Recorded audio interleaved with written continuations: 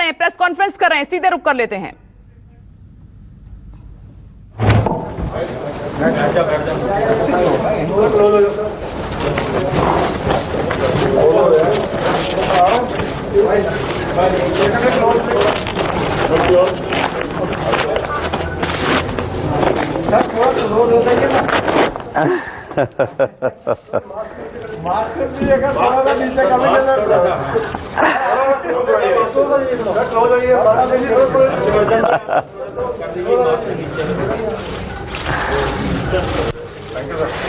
तो ये तो कोरोना के ऊपर जो पूरे उसके साइंटिफिक जो प्रोटोकॉल्स हैं उसको फॉलो करते हुए औषधि बनाई, और ये टोटल जो उसके रिसर्च पेपर्स हैं जो इंटरनेशनल जर्नल्स में पब्लिश हो चुके हैं, 9 रिसर्च पेपर्स और 15 जो उसमें पाइपलाइन में है। तो मैं चाहता हूं कि दोनों का ही एक साथ ही ले लें तो अच्छा है, तो एक पूरा ही हो जाएगा। जी जी जी साहब,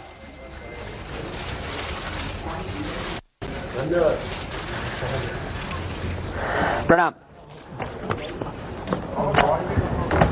तो आज की प्रेस कॉन्फ्रेंस के 3 बड़े मकसद हैं। योग आयुर्वेद को वैज्ञानिक मापदंडों के साथ साइंटिफिक रिसर्च, इनोवेशन, इन्वेंशन के जितने भी प्रोटोकॉल्स हैं उनको फॉलो करते हैं कि एविडेंस बेस्ड मेडिसिन ट्रीटमेंट के तौर पर योग आयुर्वेद की वैश्विक प्रतिष्ठा, एक सस्टेनेबल हेल्थ, वह योग आयुर्वेद और भारतीय जीवन पद्धति से पूरे विश्व में प्रतिष्ठापित हो, और आत्मनिर्भर भारत से लेकर के विश्व का प्रत्येक व्यक्ति स्वास्थ्य के संदर्भ में आत्मनिर्भर बने।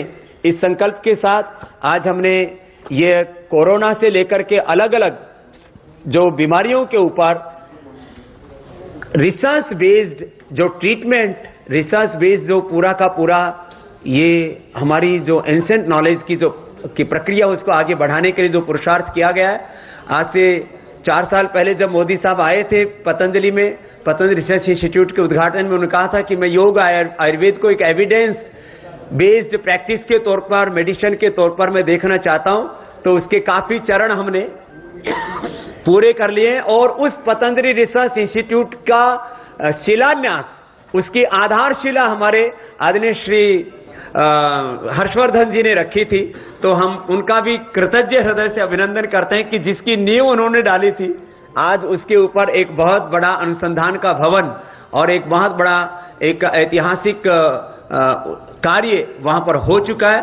मैं एक एक करके दोनों हमारे अभिभावक रूप यहाँ पर मंत्री हैं, उनसे कहूंगा कि वो अपनी बात यहाँ पर रखें। मैं प्रथम आदरणीय श्री गडकरी जी से कहूंगा कि वो अपने आशीषों से अनुग्रहित करें। आदरणीय बाबा जी, कैबिनेट में मेरे सहयोगी आदरणीय डॉक्टर हर्षवर्धन जी, आचार्य बालकृष्णन जी, अनुराग जी और उपस्थित सभी मीडिया के भाई और बहनों, मुझे बहुत इस बात की खुशी है कि हमारे योग विज्ञान और आयुर्वेद में रिसर्च करने के लिए आचार्य बालकृष्णन जी ने और बाबा जी ने एक बहुत बड़ी अनुसंधान संस्थान का स्थापना की है।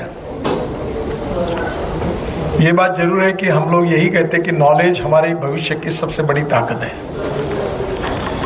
मैं अक्सर 2 बातों को दोहराते रहता हूं, एक innovation, entrepreneurship, science, technology, research, skill and successful practices, we name it as a knowledge and conversion of knowledge into wealth, ये हमारे देश का भविष्य है।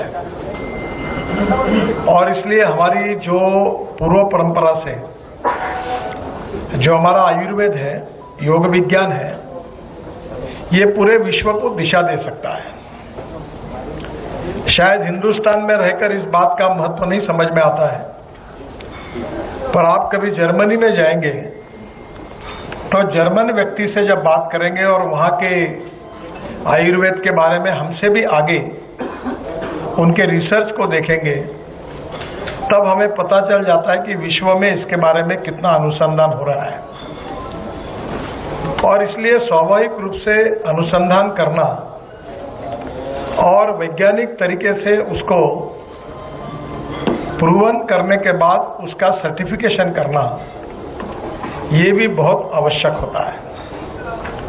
समय के अनुसार ये रिसर्च चलते रहता है और इसीलिए बाबा जी के प्रति हम सबको आदर है, सम्मान है और प्रेम है कि एक समय हमारे रोजमर्रा के जीवन में जो चीजों का हम उपयोग कर रहे थे, जिसकी रॉयल्टी विदेशों में जा रही थी, उसके अच्छे विकल्प के रूप में उन प्रोडक्ट को तैयार करके उन्होंने हमारे स्वदेशी के विचारों पर आधारित आधुनिक उत्पादनों को देश विदेश की जनता में लोकप्रिय किया और उस अनुभूति से लोगों का विश्वास भी आयुर्वेद के ऊपर बढ़ा, योग विज्ञान पर बढ़ा। एक प्रकार से पूरे विश्व में हमारी भारतीय संस्कृति, इतिहास, विरासत, आयुर्वेद, योग विज्ञान, इसके यशस्वी एम्बेसडर के रूप में हम आदरणीय बाबा जी को देखते हैं और आज पूरे विश्व में एक चेतना भी इसके कारण प्रकट हुई है।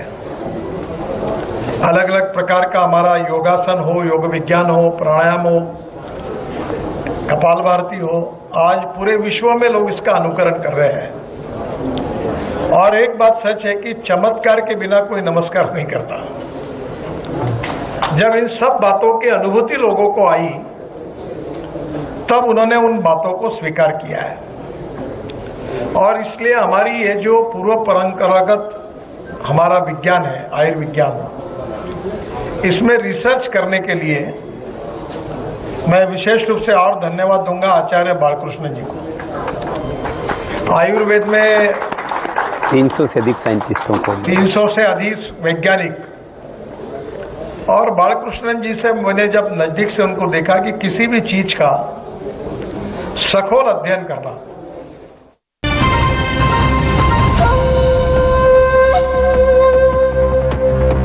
कढ़ी का स्वाद लेते ही बाबूजी पूछेंगे, बहू कढ़ी तुमने बनाई? इतने में राजीव बोल पड़ेगा, बनाई इसने पर बनी है राजधानी बेसन से। राजधानी बेसन, स्वाद दिखता है।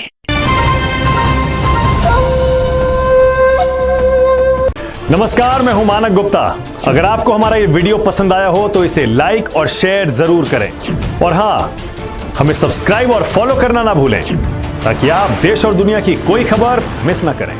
चाहे कोई ब्रेकिंग न्यूज हो या कोरोना वायरस से जुड़ी कोई भी अपडेट, पॉलिटिक्स हो या आपकी जेब से जुड़ी कोई खबर, इलेक्शन की कोई न्यूज हो, कोई कंट्रोवर्सी हो या फिर कोई वायरल वीडियो, सब कुछ मिलेगा न्यूज़ 24 पर। तो जुड़े रहिए हमारे साथ और देखते रहिए न्यूज़ 24।